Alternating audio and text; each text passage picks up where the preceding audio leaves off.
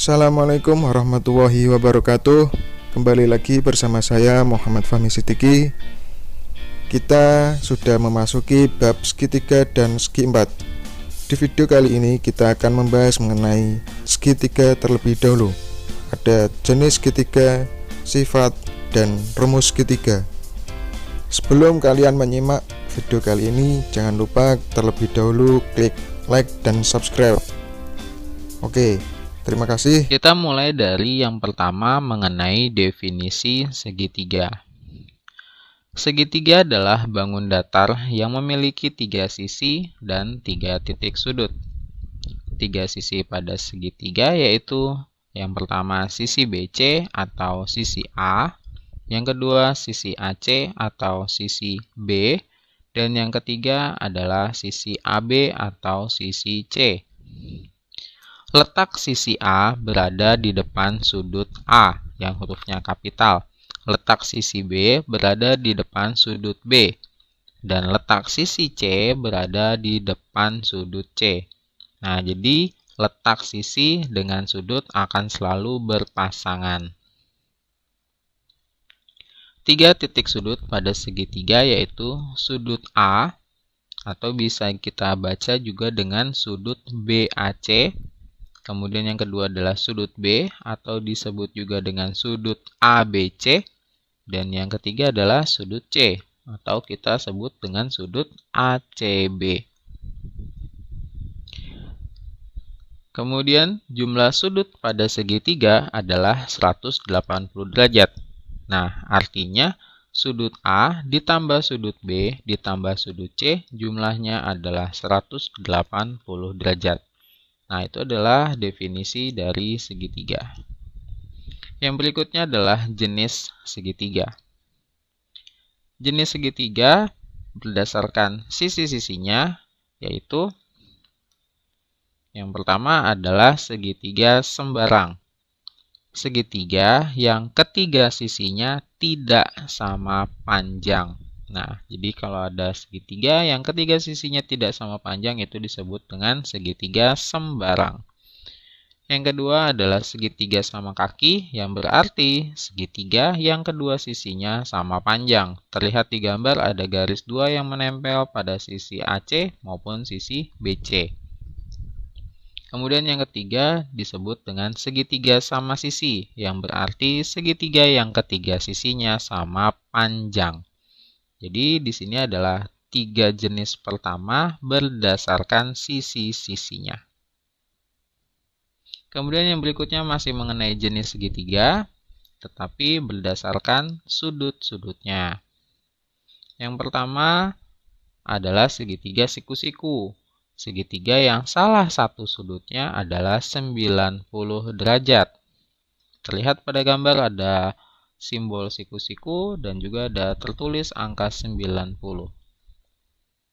Yang kedua adalah segitiga lancip, yang berarti segitiga yang ketiga sudutnya kurang dari 90 derajat.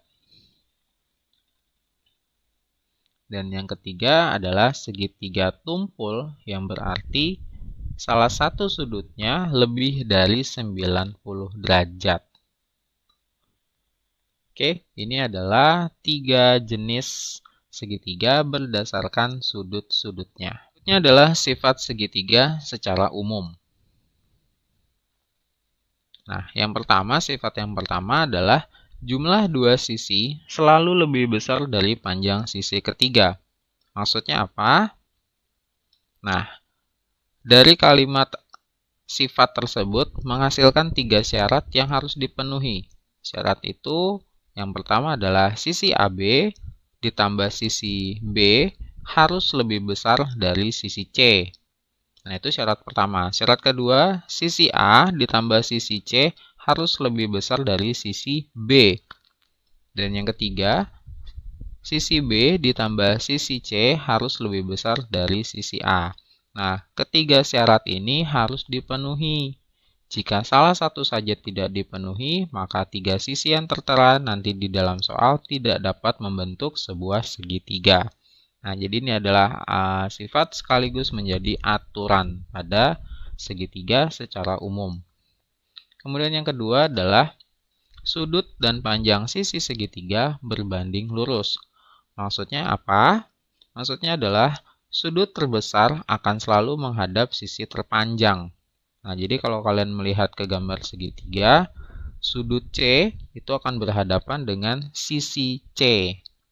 Gitu ya, karena sisi C adalah paling panjang, atau bisa kita baca juga sudut C akan berhadapan dengan panjang AB. Kemudian yang kedua adalah sudut terkecil.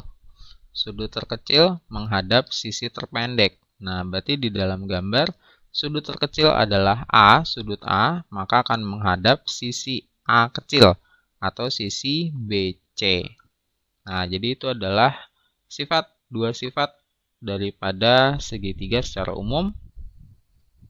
Yang berikutnya masih mengenai sifat segitiga secara umum, yaitu mengenai sudut luar. Besar sudut luar segitiga sama dengan jumlah sudut dalam yang bukan pelurusnya. Nah, jadi di sini sudut luarnya terlihat ya, di gambar ada tertulis, ada keterangan sudut luar. Kemudian jumlah sudut dalam yang bukan pelurusnya berarti adalah sudut Y ditambah sudut Z.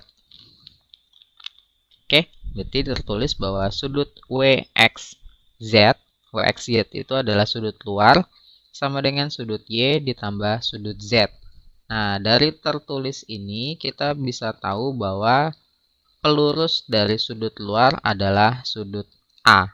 Ya, huruf A kecil itu disebut pelurus.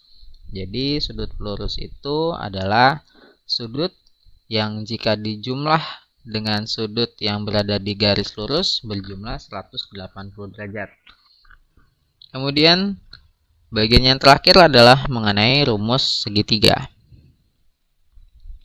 Yang pertama adalah rumus keliling, yaitu menjumlahkan seluruh sisinya, dan sisinya berarti ada sisi A ditambah sisi B ditambah sisi C. Kemudian rumus luasnya ini sudah dipelajari dari SD, yaitu alas kali tinggi per 2.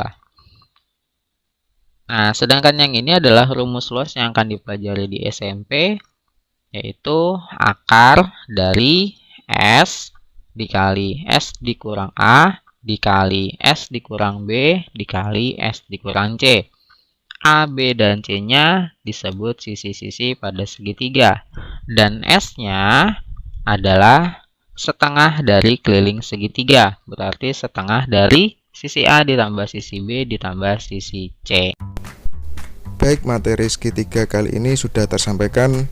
Semoga mudah dipahami dan kalian terus berlatih dengan latihan soal-soal yang ada di LKS. Oke, saya akhiri sampai di sini. Wassalamualaikum warahmatullahi wabarakatuh.